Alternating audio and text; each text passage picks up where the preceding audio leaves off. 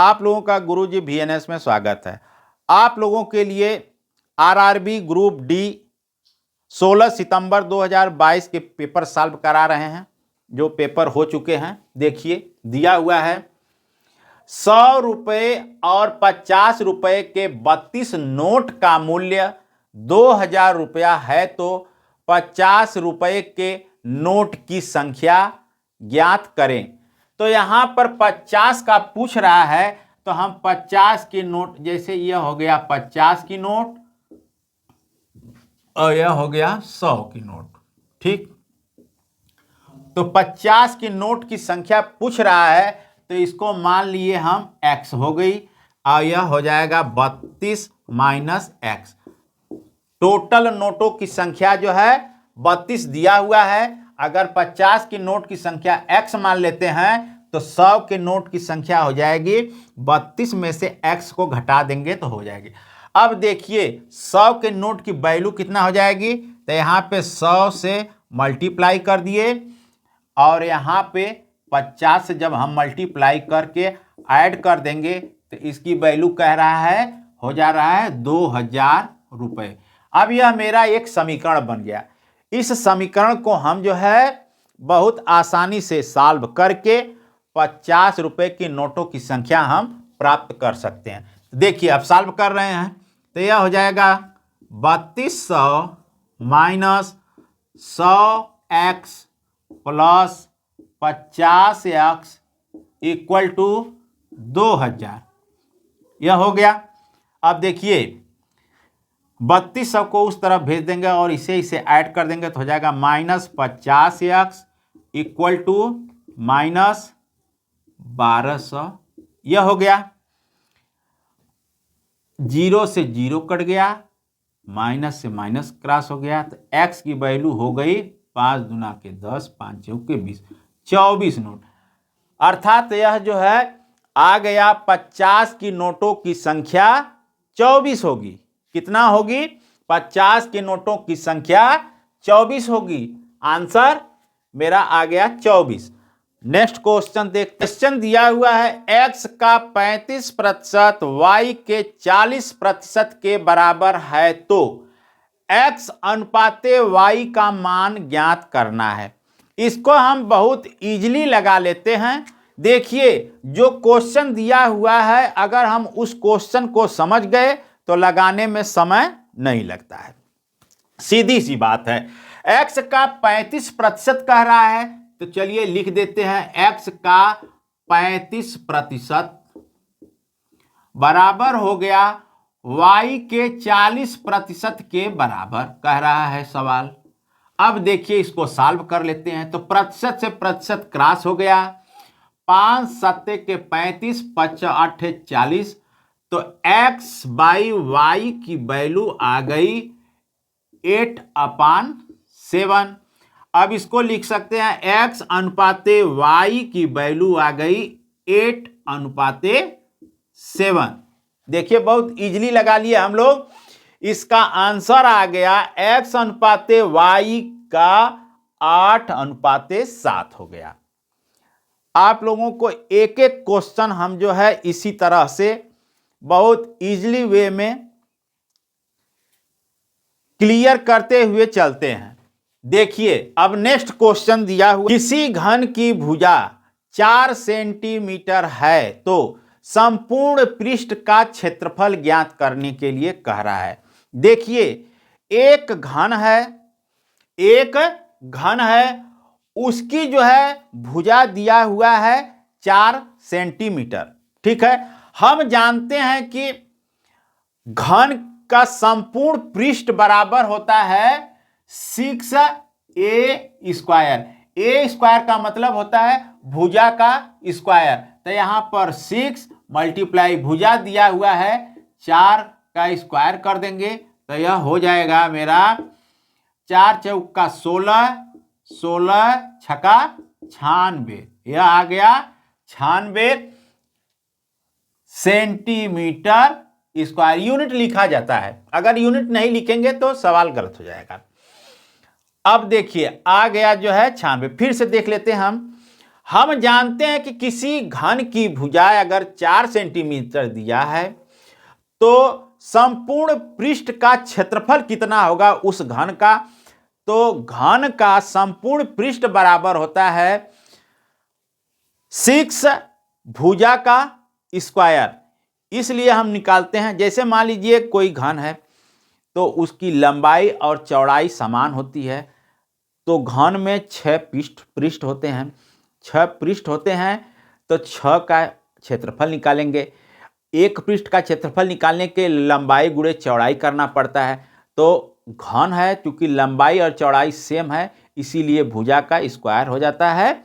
तो 6 पृष्ठ वो है, तो भुजा 6 भुजा का स्क्वायर हो जाता है। यहाँ पे उसी फार्मूले पर हम इसको सॉल्व किए हैं। अब नेक्स्ट क्वेश्चन देखते हैं। कोई धनराशि चक्रवृद्धि ब्याज की दर से 2 वर्ष में 8,820 रुपया तथा 3 वर्ष में 9,261 रुपया हो जाता है, तो ब्याज की दर ज्ञात करें। देखिए, इसको जो है हम बहुत सिंपल वे में लगा सकते हैं, क्योंकि जब यह कह रहा है सवाल मेरा 8,820 रुपया 2 वर्ष का है और तीसरे वर्ष का हो जा रहा है 9,261 रुपया, अर्थात एक साल में जो है 8,820 रुपया में कुछ ब्याज जोड़ करके 9,261 रुपया हो जा रहा है। तो कितना जोड़ करके हो जा रहा है, इसको हम माइनस कर देंगे। जब 8,820 रुपया तो यह हो जाएगा 441 रुपये, यह ब्याज जाएगा। अब देखिए, इसको हम जो है चक्रवृद्धि ब्याज को हम सिंपल ब्याज में चेंज कर दिए।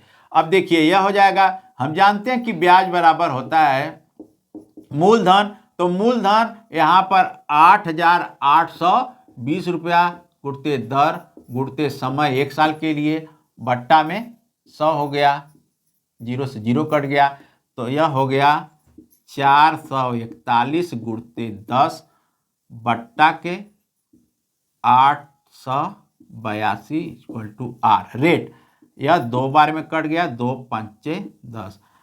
आर की वैल्यू आ गई 5%, आ गया 5%।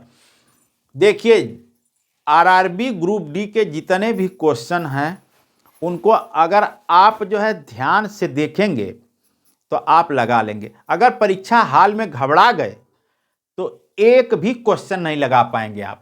देखिए कितने इजी वे में हम लगाए हैं, इसको बस समझना है आपको है। 2 वर्ष में 8,820 रुपये से तीसरे वर्ष में, अर्थात एक वर्ष में जो है यह 8,820 रुपये से 9,261 रुपया हो जा रहा है एक वर्ष में। कितने वर्ष में? एक वर्ष में। तो यह मेरा ब्याज हो गया, निकाल दिए, माइनस कर दिए। तो ब्याज, जब ब्याज मालूम हो गया, एक साल की बात है, तब देखिए ब्याज बराबर मूलधन, तो मूलधन 8,820 रुपया हो जाएगा गुणते दर गुणते समय बटा के 100। इसको हम सॉल्व कर दिए तो मेरा रेट मालूम गया कि किस दर से वह 2 वर्ष से तीसरे वर्ष में 9,261 रुपया हो जाता है। यही आंसर आ गया 5%। अब नेक्स्ट को 4p प्लस 3q का whole square minus 4p minus 3q का होल स्क्वायर, इसकी वैल्यू हमें निकालना है। तो देखिए यहां पे दिया है 4p प्लस 3q का whole square minus 4p minus 3q का होल स्क्वायर। अब देखिए A square minus B square वाले फार्मूले से हम इसको सॉल्व करते हैं, तो हो जाता है a square minus B square equal to एक कोष्टक में ए प्लस बी और दूसर के कोष्टक में ए माइनस बी, यह होता है। इसको हम लोग जानते ही है। तब हम लिखेंगे क्या, 4p plus 3q plus 4p minus 3q एक कोष्टक में हो गया। अब दूसरे वाले कोष्टक में हो जाएगा 4p plus 3q minus 4p, अब प्लस हो जाएगा 3q से ये 4 8p मल्टीप्लाई, अब यहाँ पर 4p से 4p, 3 3 6q आ गया। यहाँ पर हमारा आंसर 8 6 48 pq, यही हो जाएगा मेरा आंसर। इसको लगाने के लिए देखिए बहुत आसान था। जिसको पता था कि a square minus B square की वैल्यू होती है एक कोष्टक में a प्लस बी और दूसरे वाले कोष्टक में a माइनस बी, उसी फार्मूले पर इसको हम लगा लिए। अब नेक्स्ट क्वेश्चन देखते हैं। किसी त्रिभुज के भुजाओं का अनुपात 3:4:5 है। यदि परिमाप 36 सेंटीमीटर है तो त्रिभुज का क्षेत्रफल ज्ञात करना है। जैसे मान लीजिए एक त्रिभुज है मेरा, ठीक है, यह त्रिभुज हो गया, 3 4 और 5 है। यहां पर दिया हुआ है 3:4:5। इसको हम मान लेते हैं कि 3x 4x 5x। फिर क्या कह रहा है, यदि इनका परिमाप जो है 36 हो तो परिमाप हम 36 कर देते हैं।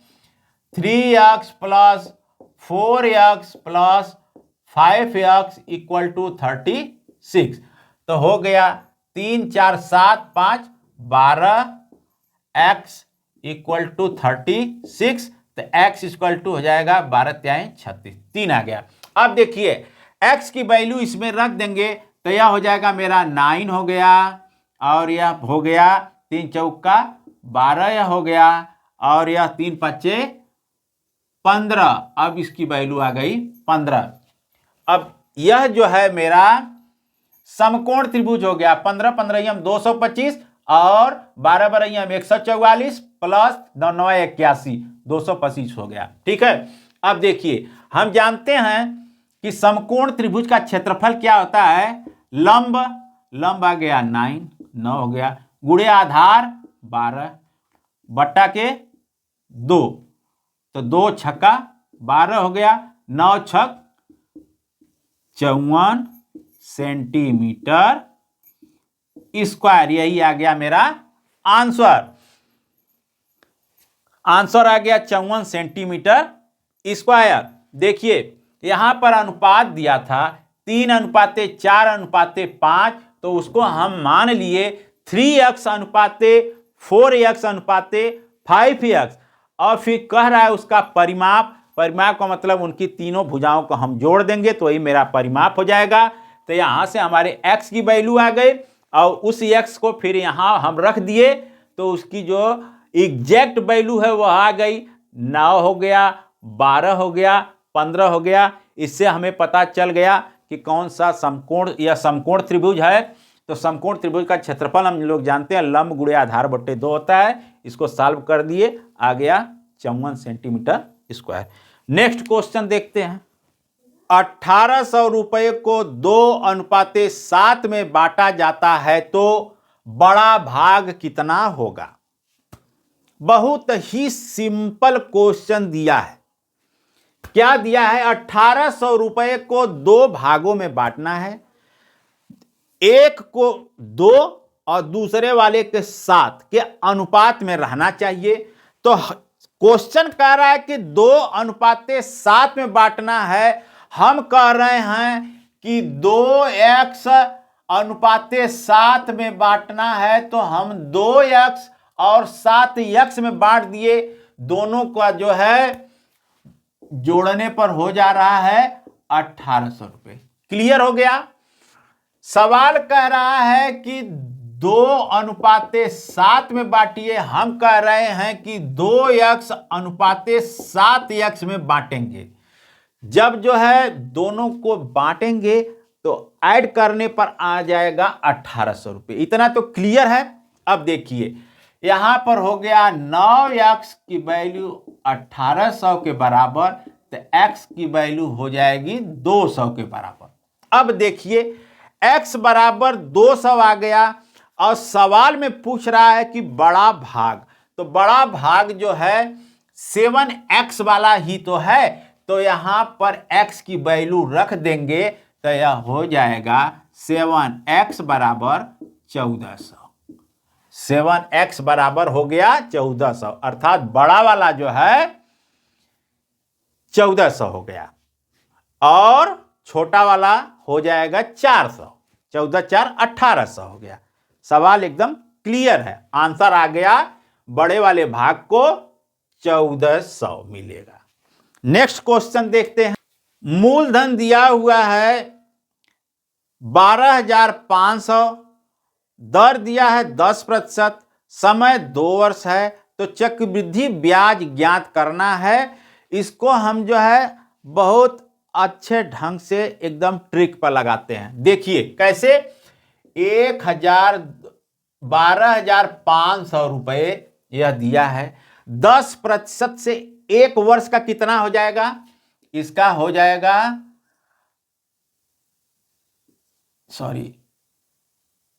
इसका हो जाएगा 1,250 हो जाएगा कि नहीं हो जाएगा। चक्रवृद्धि ब्याज की बात कर रहा है तो चक्रवृद्धि ब्याज ब्याज पर ब्याज लगता है। अब देखिए, अब यह प्रथम वर्ष था और द्वितीय वर्ष में क्या हो जाएगा, देखिए इस पर तो लगेगा ही, तो हो जाएगा 10%, फिर हो गया 1250 हो गया। ब्याज यह था और इस पर भी लगेगा 10%, तो इसका हो जाएगा 125 रुपये। अब इन तीनों को हम ऐड कर देंगे तो वही मेरा ब्याज हो जाएगा। अब देखिए 1,250, 1,250, तो यह कितना हो जाएगा, 12 12 24 2500 रुपये हो गया। यह आ गया 2500 रुपये। इसमें 125 रुपये और ऐड कर देंगे तो यह हो जाएगा 2,625 रुपये। बहुत इजी वे में आ गया, नहीं तो उस तरह से हमें लंबा प्रोसेस करके लगाना होता है। देखिए बड़ा अच्छा ट्रिक यह है कि पहले साल का जो है 10% यह हो गया 12,500 का 1,250 रुपये होगा ही, इतना तो क्लियर है। चक्रवृद्धि ब्याज का मतलब यह होता है ब्याज पर ब्याज, ये जो ब्याज है इस पर भी ब्याज लगेगा, तो जो इसका मूलधन था उसका भी लगेगा, तो दूसरे साल हो जाएगा उतना आएगा 10%, 1,250 रुपये, और इस पर जब ब्याज लगेगा 1,250 का 10% तो 125 रुपये। पहले साल का हो गया 1,250, दूसरे साल का 1,250 तो होगा ही होगा, और जो यह ब्याज है उस पर भी लगेगा, इसका लगा तो इतना आ गया और इसका लगा तो 1,125 आ गया। अब यही तो ब्याज हुआ, इसी को हम ऐड कर देंगे, यह तो मेरा मूलधन था। आंसर आ गया 2,625 रुपया। ओके, अब नेक्स्ट क्वेश्चन देखते हैं। एक बेलन का आयतन 198 सेंटीमीटर क्यूब और त्रिज्या देखिए 3 सेंटीमीटर है, तो बेलन की ऊंचाई ज्ञात करना है। ठीक है, मान लीजिए यह मेरा एक बेलन हो गया। ठीक, क्या कह रहा है, बेलन का आयतन दिया हुआ है और त्रिज्या, बेलन की त्रिज्या 3 सेंटीमीटर दी हुई है। ठीक, बेलन का आयतन हम लोग जानते हैं कि बेलन का आयतन बराबर पाई आर स्क्वायर एच होता है। क्या होता है, पाई आर स्क्वायर एच। यहां पर बेलन का आयतन 198 सेंटीमीटर क्यूब दे दिया है, तो पाई आर स्क्वायर मतलब कि 3 × 3, यह हो गया पाई आर स्क्वायर एच होता है। 3 × 3 = 9 और 9 × 2 = 18, 9 × 2 = 18, यह कट कर हो गया, अर्थात 22 बराबर पाई गुणते एच, तो एच बराबर हो जाएगा 22, और पाई की वैल्यू होती है 22/7, तो यह हो गया 22 और हो गया 7, कट गया, एच बराबर आ गया 7 सेंटीमीटर। बेलन की ऊंचाई कितना हो गई, 7 सेंटीमीटर, यहां पर आ गया। देखिए बहुत आसान क्वेश्चन था, क्या बेलन का आयतन दे दिया था और हम जानते हैं कि बेलन का आयतन बराबर होता है पाई आर स्क्वायर एच, और त्रिज्या ऑलरेडी दे ही रखा है 3 सेंटीमीटर। इस फार्मूले पर रख करके बेलन की ऊंचाई हम लोग निकाल लिए। अब नेक्स्ट क्वेश्चन देखते हैं। मां की आयु बेटी की आयु की 7 गुना है और उनके आयु का योग 48 वर्ष है, तो मां की आयु ज्ञात करना है। देखिए, अगर आपको सवाल लगाना है अच्छे से, तो पहले सवाल को पढ़ करके उसके टर्मोलॉजी को समझ जाइए। अगर आप सवाल के टर्मोलॉजी को समझ गए कि सवाल क्या दिया है, क्या पूछ रहा है, तो आप बहुत ही आसान तरीका से सॉल्व कर सकते हैं। अब यहां पर दिया है मां और यह बेटी मान लीजिए हो गई। ठीक, क्या कह रहा है? मां की आयु बेटी की आयु की 7 गुना है। अगर मान लीजिए बेटी की उम्र x कर लें, तो मां 7 गुना है तो 7x हो गया। ठीक, फिर क्या कह रहा है? उनके आयु का योग 48 है, तो यह हो जाएगा 8x इक्वल टू 48, तो x बराबर 6 हो गया। x बराबर 6 हो गया। क्या पूछ रहा है? मां की आयु ज्ञात कीजिए। 7x की वैल्यू पूछ रहा है, तो 6 सते 42 हो गया। कितना हो गया? 6 सते 42 मां का हो गया। मां की आयु कितना हो गई? 42 वर्ष आ गई। कितना आ गई? 42 वर्ष आ गई। अगर सवाल की टर्मोलॉजी आपको समझ में आ गई तो सवाल बहुत आसान तरीके से आप सॉल्व कर सकते। देखिए, यही क्वेश्चन था। कह रहा था मां की आयु बेटी की आयु के साथ। मान लिए कि बेटी की आयु x वर्ष है, तो मां की आयु 7 गुना है, तो 7x तो हो ही जाएगा।